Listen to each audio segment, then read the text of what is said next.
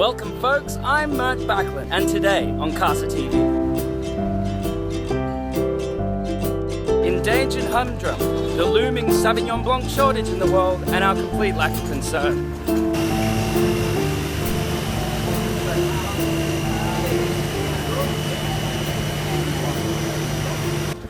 Not surprisingly, Sauvignon Blanc accounted for 72% of all wines leaving New Zealand's shores last year.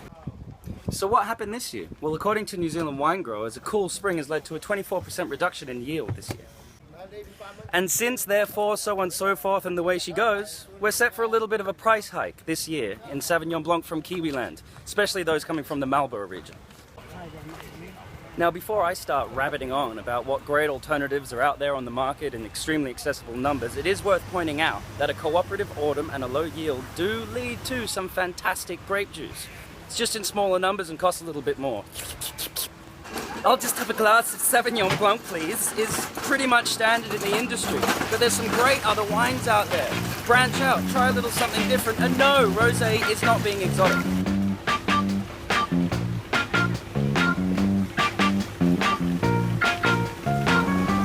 A dry Riesling. One can't go wrong with dry Riesling.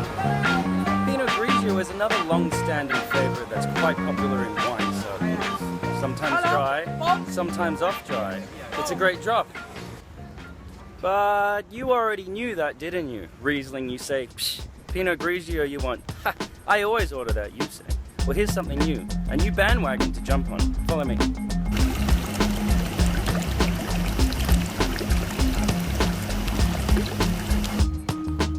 That brings us to the champion of our segment, Murt Viognier, or as it's otherwise known as Viogna from Chile.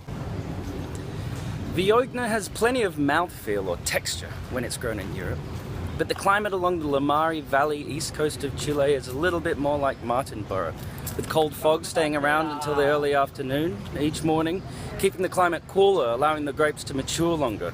Gives you more of a clean mouthfeel, less of a sort of fatty texture that you might get in a European bottle.